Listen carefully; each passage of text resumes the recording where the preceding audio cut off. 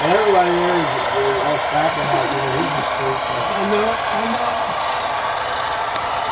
He said something when they were interviewing him. Maybe that was the same one when they had like those six or eight.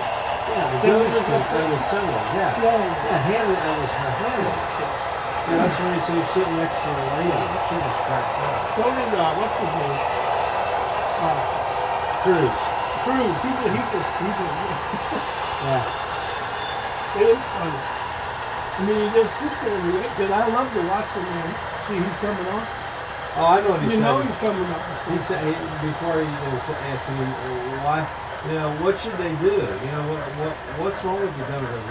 What's wrong with them? He said, well, the way I look at it, he says, you should just let them talk. He said, let them pick themselves in the ass. You know?